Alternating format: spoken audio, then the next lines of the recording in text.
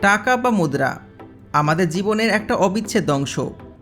সকালে চা থেকে শুরু করে রাত্রে বাজার, সব কিছু চালক শক্তি এই রঙিন কাগজের টুকরো বা ধাতব মুদ্রা। কিন্তু আমরা অনেকেই জানি না এই নোট বা কয়েনগুলো আসলে কিভাবে তৈরি করা হয়।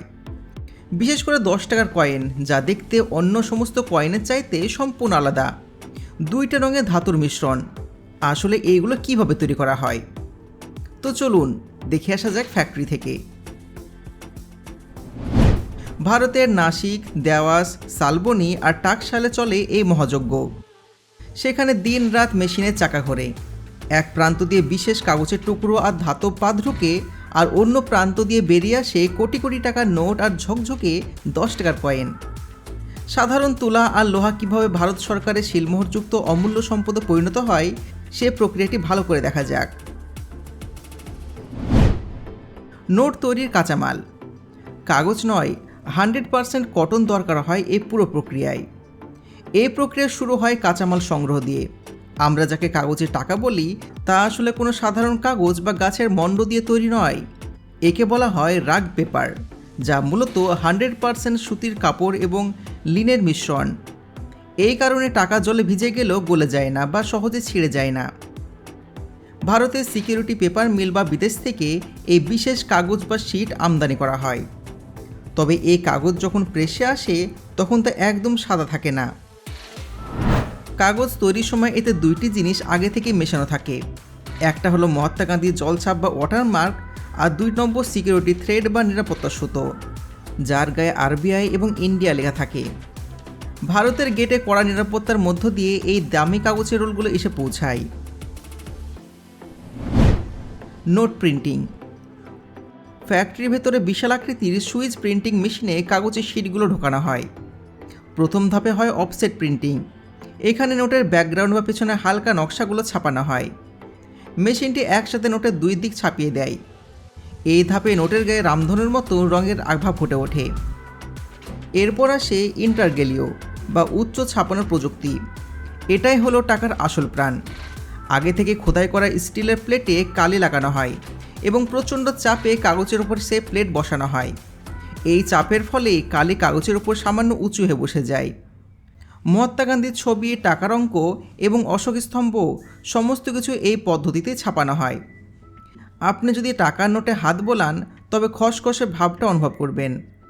তা এই ইন্টারগেলিও প্রিন্টিংয়ের ফলে হয়ে থাকে। সবশেষে ফ্লোরোসেন্ট কালি দিয়ে প্রতিটি নোটে একটি করে ইউনিক সিরিয়াল নাম্বার বসানো হয়, যা আল্ট্রাভায়োলেট আলোতে জ্বলজ্বল করে। এটা তো দেখলে নোট কিভাবে তৈরি হয়। এবার চলুন আপনাকে নিয়ে যাই পয়সা কী করে তৈরি হয় দেখাতে। নোটের পাশাপাশি টাকশালে চলে 10 টাকার কয়েন তৈরির কাজ। এই কয়েনটিও একদম অনন্য, কারণ এতে দুইটি আলাদা ধাতুর ব্যবহার করা হয়। বাইরের রিংটি তৈরি হয় নিকেল, ব্রাশ বা স্টিলের মিশ্রণে, আর ভেতরের সোনালী অংশটি তৈরি হয় কপার, নিকেলের মিশ্রণে। ফ্যাক্টরি ইয়ার্ডে বিশাল ধাতুর টুকরো বা কয়েল পাত এসে পৌঁছায়। এগুলোকে কয়েনিং প্রেস মেশিনে ঢোকানো হয়। মেশিনটি প্রচণ্ড শক্তিতে ধাতুর পাত থেকে গোল গোল চাকতি কেটে নেয়। এগুলোকে বলা হয় ব্ল্যাঙ্ক। 10 টাকার কয়েনের জন্য দুই ধরনের ব্ল্যাঙ্ক কাটা হয়, একটি মাঝখানে ছোট গোলাকৃতির চাকতি আর অন্যটি বাইরের রিং বা আংটি। কয়েন প্রসেসিং ধাতু চাকতিগুলো কাটার পর খুবই শক্ত থাকে।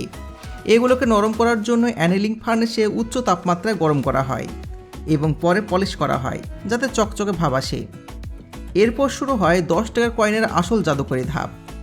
একটা বিশেষ মেশিনে বাইরের রিং এবং ভেতরের গোল চাকতিটিকে একসাথে রাখা হয়। মেশিনটি প্রচণ্ড চাপ দিয়ে দুইটি আলাদা ধাতুর টুকরো জোড়া লাগিয়ে দেয় এবং একটি অখণ্ড কয়েনে পরিণত করে। তখন এটি দেখতে প্লেন বা সমতল থাকে। এখানে লেখা বা ছবি থাকে না।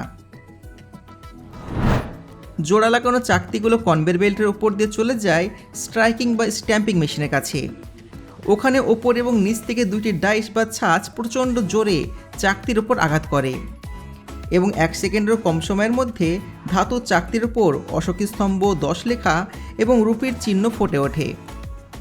একই সাথে কয়েনের কিনারা বা ধারের খাঁজগুলো তৈরি হয়ে যায়। মেশিন থেকে যখন কয়েনটি ছিটকে বেরিয়ে আসে, তখন এটি আমাদের পরিচিত 10 টাকার কয়েনের রূপ পেয়ে যায়। এই মেশিনের গতি এতটাই বেশি যে মিনিটে কয়েকশো কয়েন তৈরি হয়ে যায়। কোয়ালিটি চেকিং ও প্যাকেজিং। কাটা নোট এবং তৈরি কয়েনগুলো কোনোটি সরাসরি ব্যাংকে যায় না। নোটগুলোকে কারেন্সি ভেরিফিকেশন সিস্টেম মেশিনে পাঠানো হয়। মেশিনটি প্রতি সেকেন্ডে 50টি নোট স্ক্যান করে।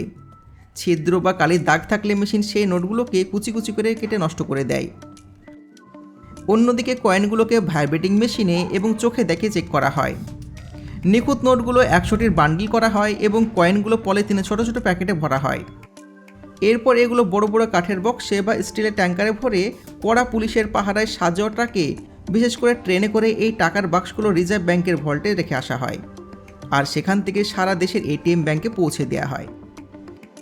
সাধারণ তুলা আর লোহা এইভাবেই টেকনোলজি ছোঁয়া হয়ে ওঠে আমাদের পৃথিবীর সবথেকে দামি জিনিস, যেটার জন্য পুরো পৃথিবী কাজ করে চলেছে।